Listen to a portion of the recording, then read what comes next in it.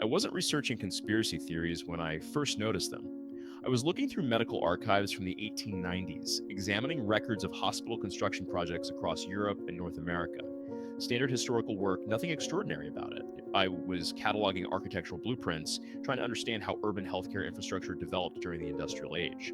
But then I started finding basement windows. Not ordinary basement windows, but windows with ornamental keystones, decorative ironwork, full architectural flourishes designed to be seen from street level. Except they weren't at street level anymore. They were buried 12, 15, sometimes 20 feet underground, their decorative elements facing nothing but earth and darkness. The pattern appeared again and again across dozens of cities. Boston, Chicago, Seattle, San Francisco, New York, Philadelphia, Toronto, London, St. Petersburg.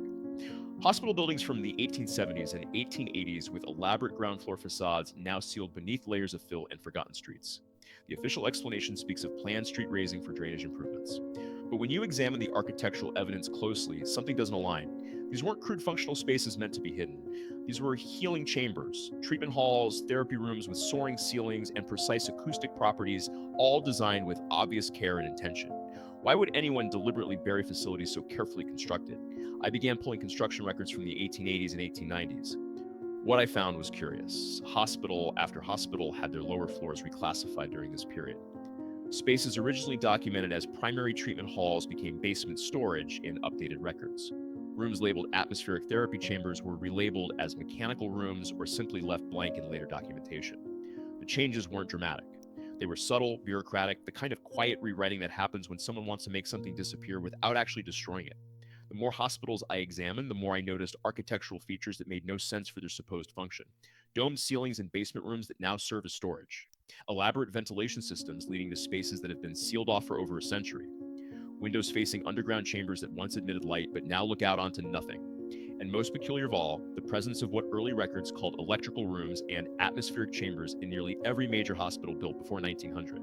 These weren't small utility closets. These were large halls, sometimes occupying entire wings of the building, designed with the same architectural sophistication as the operating theaters and recovery wards above. By the mid-1880s, electrical rooms had become standard features in London hospitals. Guy's Hospital maintained a dedicated electrical treatment facility. St. Bartholomew's Hospital established one. The National Hospital for the Paralyzed and Epileptic built an entire wing around atmospheric electrical therapy. Medical journals from this period describe these treatments not as experimental procedures, but as established practice. Doctors published detailed accounts of using electrical current to treat melancholia, paralysis, neurological disorders, respiratory conditions. The success rates they documented weren't trivial. Patients who had been ill for years showed marked improvement after weeks of treatment. Some recovered completely. But here's what troubles me. After approximately 1900, these facilities begin to disappear from hospital records. Not slowly, not gradually as newer treatments became available. They vanish abruptly, as if someone decided that certain forms of medicine were no longer acceptable to practice or even to acknowledge. The electrical rooms were closed, the atmospheric chambers sealed, the treatment halls reclassified or buried beneath street level during supposed urban improvement projects. And the medical literature stopped discussing them. Journals that had published dozens of articles about electrical healing in the 1880s and 1890s simply stopped mentioning the subject after 1900. The silence wasn't explained, it was absolute. I started looking at hospital architecture more carefully, particularly buildings constructed in the 1870s and 1880s. The design philosophy was radically different from modern medical facilities. These older hospitals were built with massive atriums, soaring domed ceilings, elaborate ventilation systems that moved air through complex networks of passages and chambers. The buildings themselves seemed designed to facilitate something beyond simple shelter for the sick. They appeared engineered to channel something, to concentrate it, to direct it into specific spaces where patients would be placed for treatment. What if these buildings weren't just shelters for medical procedures? What if they were the medical technology itself? What if the architecture was designed to harness atmospheric electricity, to create resonance chambers where the building's very structure would produce therapeutic effects simply by concentrating and directing natural atmospheric phenomena? It would explain the dome ceilings, which aren't merely aesthetic choices, but precise architectural forms known to create acoustic and electromagnetic resonance. It would explain the elaborate ventilation systems, which weren't just moving air, but potentially channeling atmospheric electrical charge. The historical record contains fragments of this. Medical texts from the 1880s describe taking patients with respiratory illness into halls with tall domes where they could breathe easier within minutes. Not eventually, not after days of treatment. Within minutes, the descriptions don't emphasize drugs or mechanical devices. They emphasize the space itself, the architecture, the dome, as if the building was producing the therapeutic effect through its structure and form. Consider what atmospheric electricity actually means. Throughout the 1800s, researchers understood that the atmosphere carries electrical charge.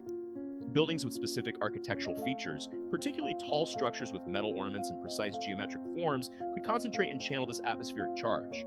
The technology wasn't mystical. It was observational, empirical, based on phenomena that scientists of the era documented extensively. Medical practitioners incorporated these principles into hospital design, creating spaces where atmospheric electrical charge would naturally concentrate, where patients could be exposed to this energy for therapeutic purposes. Then something changed. The technology wasn't disproven. It wasn't replaced by something demonstrably more effective.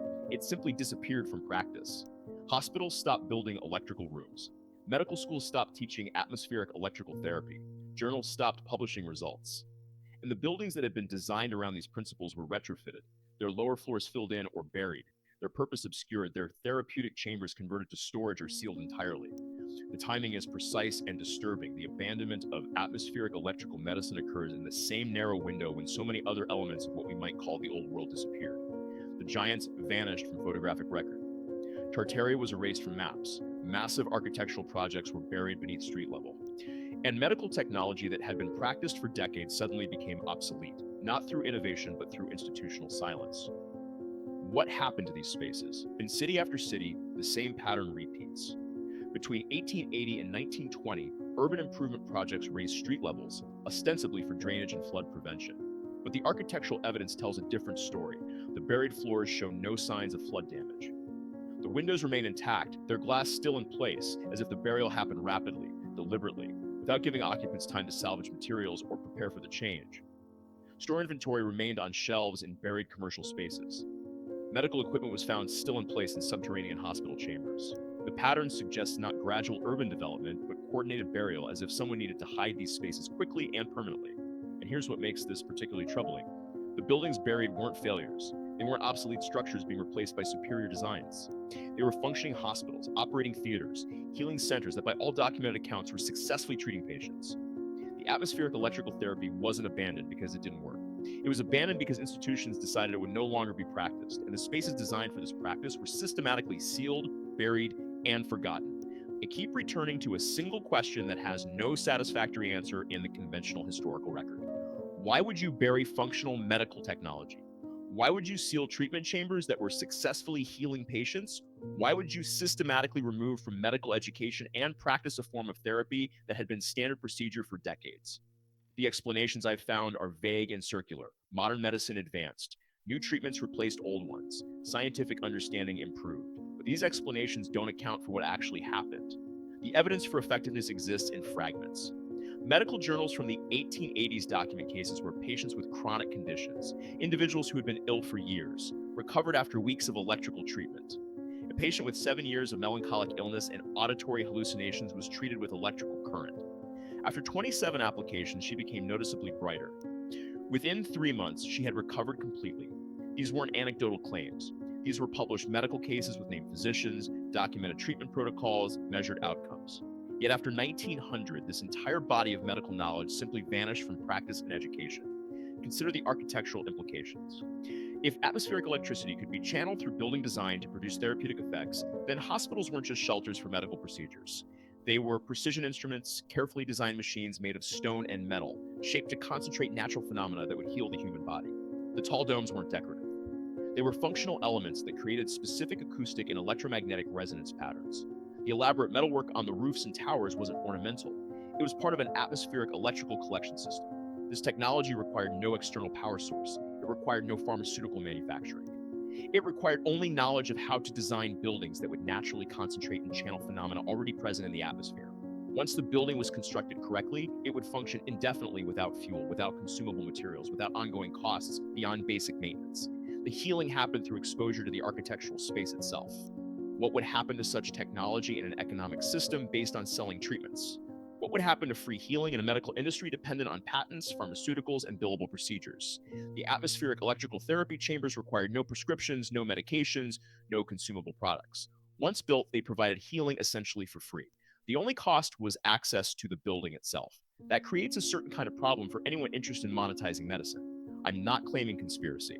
I'm observing economic incentives and noting that they align suspiciously well with what actually occurred. Around 1900, medical practice shifted dramatically from architectural and atmospheric therapies to chemical and surgical interventions. The shift corresponded precisely with the rise of pharmaceutical manufacturing and the standardization of medical education under funding models that emphasize chemical research. Atmospheric electrical therapy, which required no drugs and no surgical procedures, simply disappeared from the curriculum. The hospitals built to practice this medicine were retrofitted or buried. And within a generation, the entire concept had been forgotten so completely that suggesting its existence now seems absurd. But the buildings remain. Beneath modern streets, sealed behind filled-in doorways, hidden in spaces now labeled as basements or storage, the healing chambers still exist. The domes are still there. The ornamental windows still face their buried corridors. The architectural machinery, if that's what it was, remains intact, simply dormant, waiting for someone to excavate it, study it, understand how it functioned. What disturbs me most isn't the technology itself. It's the systematic nature of its disappearance. This wasn't random loss through fire or neglect. This was coordinated burial. Cities across multiple continents raised their street levels during the same narrow time period between 1880 and 1920, burying ground floor hospital facilities that had been functioning successfully. The coordination suggests intention. The timing suggests urgency. Something needed to be hidden, and it needed to be hidden quickly, before too many people understood what was being lost. I started mapping the buried hospital chambers across different cities. The pattern that emerged was striking.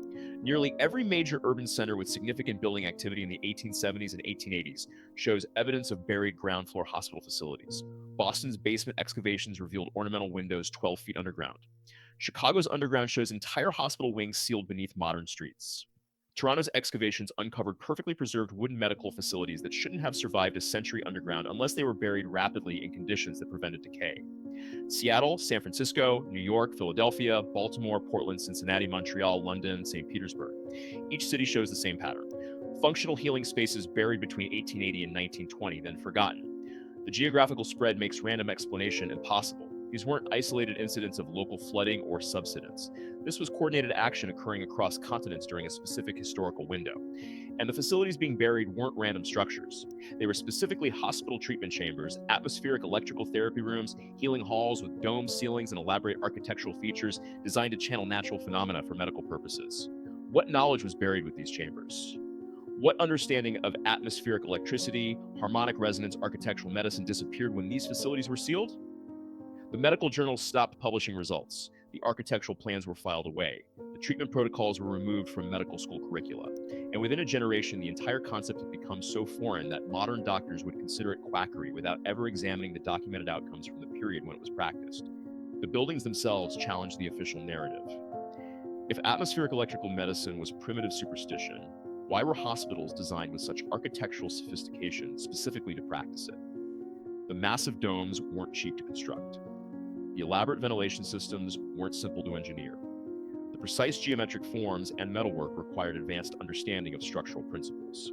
Someone invested enormous resources into building these healing chambers. They wouldn't have done so if the medicine practice there was worthless. The architecture itself is evidence of effectiveness. And then it all stopped. The building style changed. New hospitals were constructed with low ceilings, standardized rectangular rooms, no elaborate domes or atmospheric ventilation systems.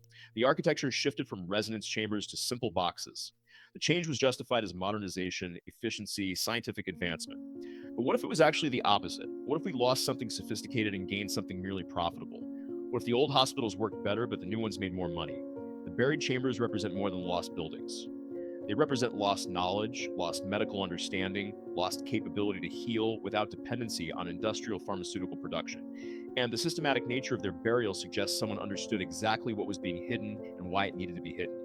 Not destroyed completely, which would be too obvious, but buried and forgotten, preserved beneath the streets where no one would think to look, where the evidence would remain, but the knowledge would die.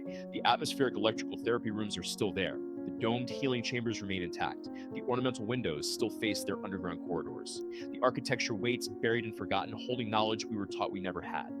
And above ground, modern hospitals practice medicine that requires constant pharmaceutical input, endless surgical intervention, perpetual dependency on industrial medical production. We call this progress. But what if it's actually amnesia? What if we buried the cure and built an industry on the wound?